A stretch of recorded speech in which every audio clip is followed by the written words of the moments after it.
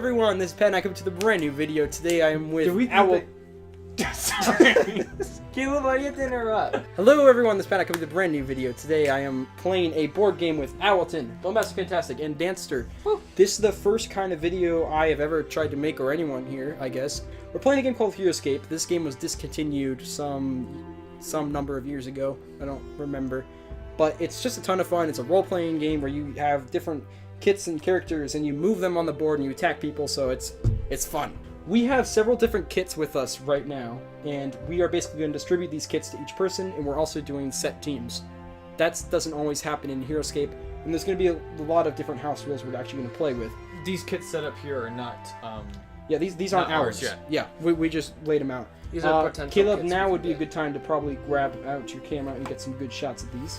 And I'm also going to be explaining each kit one at a time, so whichever one you want to start with, Caleb.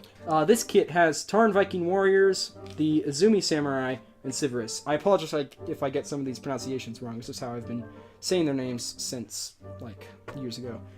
Basically, Sivirus is really good because he's got a lot of range and a good amount of movement. He does have he's on the lower end of health with only 4, and his defense is slightly low, but he has a special power that lets him attack twice. So he's probably the head unit out of this kit, and each kit pretty much has their own head unit. This is the Izumi Samurai. These guys are great because it's a squad, which means there's multiple of them, and they have really high defense of 5. That's not really high, but that's certainly higher than average. And they also have a special power called Counter Strike, where if someone attacks them, basically they can attack back while they're defending, which is really good. They only have 1 range and only 2 attack, but still, they're decent units enough. There's only 3 of them. Over here we have a squad of 4. That card needs to be flipped, actually, just so I can remember the powers. These guys, they have small movement. They only can move 4. However, they have a special power where if they roll a 20-sided dice to get 15 or higher, they can move all their units twice, which is pretty neat. So they essentially can move 8 if they roll high enough. They only have 1 range and the attack of 3, which is the lower average, and defense of 4, which is the higher average. So, you know, they're all right, and there's 4 of them. So this kit has the most units out of all the kits, I think. I mean, it's a good kit because you got a lot of units, so that's cool. There's a good amount of units here, not as much as the last kit, but there's still, what, 6 units? That's pretty good for it. The small game we're playing. Basically, I think the head of this one is probably Negaxa or Derek. You know, maybe you know what? They're probably co-heads. They're probably 2 heads, like a Hydra. Anyway, basically, let's start with Derek. Derek has a life of 4, which is lowish. He has a movement of 5. That's pretty high. Range of 1, attack of 4, defense of 2. Attack of 4 is the higher average. Defense of 2 is actually really not that good. But he's got several powers I'm not actually going to go over right now because they're really complicated. And they'll be taught when the time comes. So basically it allows him to not get hit sometimes.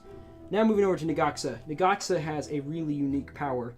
Negaxa's power basically allows him to take control of any other unit or squad in the game if he rolls a high enough number.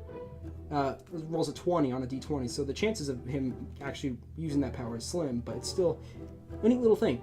He also has a solid movement of 5, range of 1, lower average attack of 3, and a really high defense of 6. That's a really helpful thing for him. So basically, these are squad, and like it should be mentioned that all squads only have a life of 1, but these guys have a move of 6, which is really good. A range of 6, which is also, you know, it's multi-range. It's not the highest range out there, but it's still pretty good. The attack of 2, that's probably their biggest weakness. They don't have a high attack. That's below average. And then they also have a low average of 3 defense, which is decent enough. However, where these guys really shine is they have a power that allows them to multiply if you're in a water tile. And we are playing with water tiles, so essentially you can just get more of them if they die. And that's pretty cool. So overall, this kit is a pretty solid kit, I would say. So now this kit, we are now getting to some of the kits with a lower number of units. This one only has 4. However, that does not make this kit bad. This kit is certainly a solid kit. Starting with Erevin, who is probably the kit head of this kit. He's got a solid life of 5, a high movement of 6, which is pretty good, and it only has 1 range, but there's an exception to that with his power. He's got 2 attack, which is low, and 2 defense. Again, low. However, both his low attack and his low range are fixed in these powers. They're kind of special, and I don't really want to explain them right now. We'll probably explain them when the time comes if someone picks that kit. But essentially, you can get higher attack and higher range with both of those powers. So now we're going to move over to the only flying units we are playing with in the game.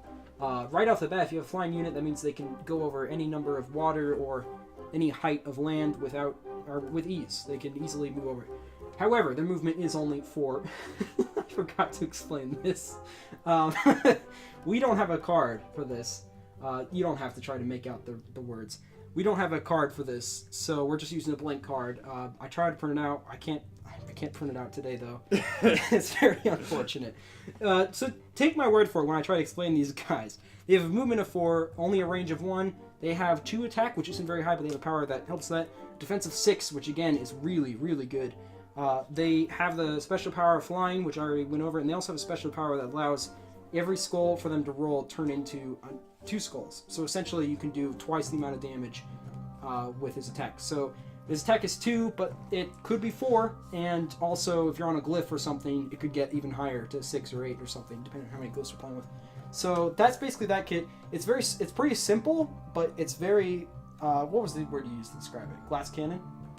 It's very Kamikaze. Yeah. So like you can do a big punch, but he only has 2 defense, and of course squads only have 1 life, so they might die off. Powerful, but they could die. It depends on your rolls. These kits are very roll based. Right. This we have the most unique kit. This only 2 units. It's the lowest amount of units we have in any of our kits.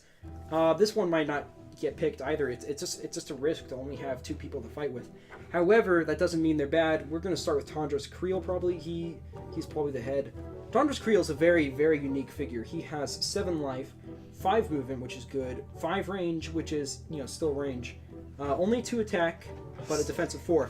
His attack is helped in one of his powers, maybe multiple, and then I think also his range attack is also helped within his powers. We're not going to go over them right now because they're really complicated.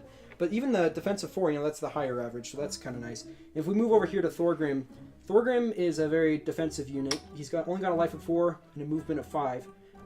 He's got a range of 1, attack of 3, which is the lower average, and defense of 4, which is the higher average.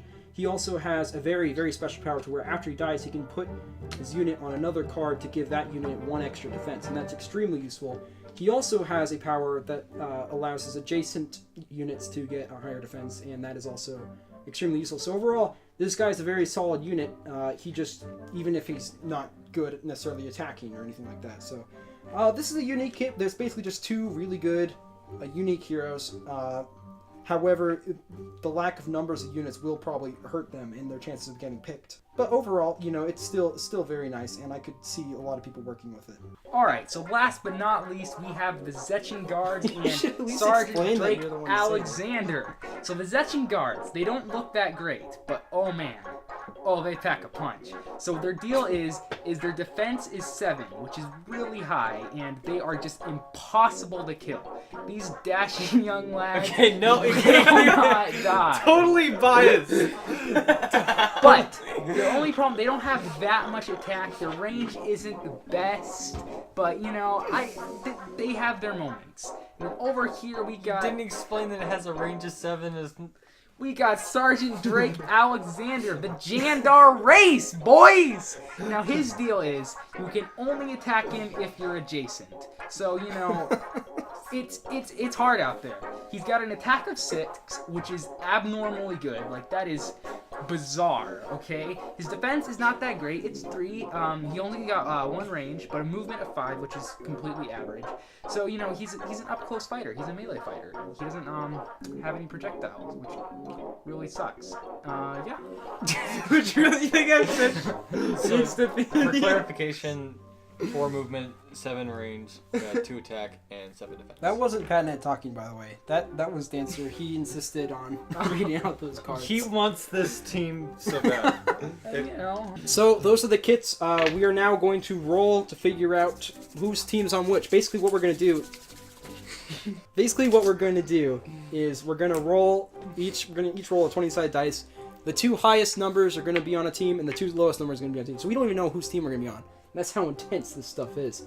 Everyone should have their own D20. As Daniel would say, this is good. Are you stealing my D20?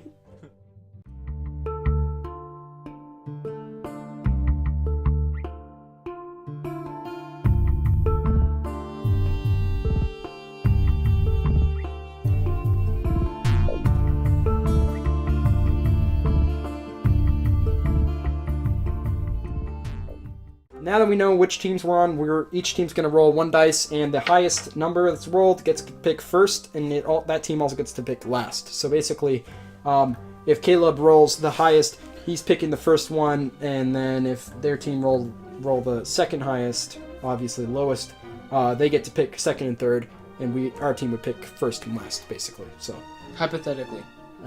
no, not even. That's No. that's how it's going to be. Not hypothetical. That's like got this evil Okay. look.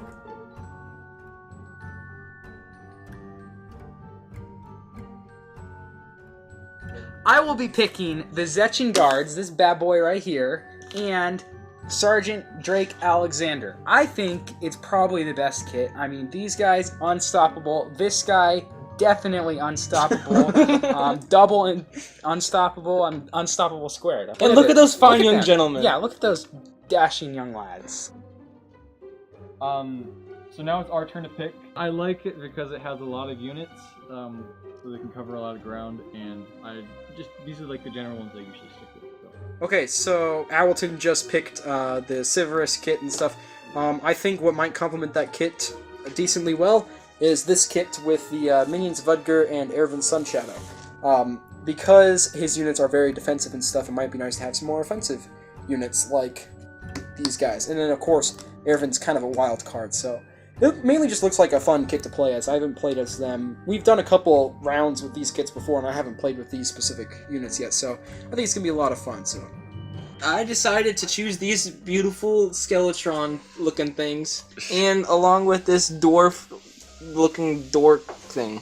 Well, anyways, the reason why I chose these kits is because the other option involved only 2 units, and if I were to choose those, we'd only have a total of 5 units against like an army of 10 yeah, or that's more. a good point. Way more than 10, actually, like maybe 12.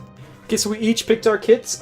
This is going to be a very interesting battle. These were hard kits to choose because we think we've evened them out pretty well. Each card has a point system, and essentially if every card has the same amount of points, then the kits are even. However, from our personal experience, we've played with certain cards that have less points than they need, or more points, so we kind of mainly eyeballed it, but these are all around 200-point kits, and overall, yeah, it's looking pretty even. These were the people who were not picked. I know you can't see it too well from up there, but these are the guys who are not picked, unfortunately. So we're just going to take them off the board, and we are going to get ready to set up our maps, which can be pretty awesome. Let's do this, Cool. boys. Let's do that. Okay, so Well, let's start off with this right here, okay. and then We put these up here, or Did we want to do the center tower? yeah. Okay, so we're thinking about a tower that goes up. uh-oh, these aren't fitting.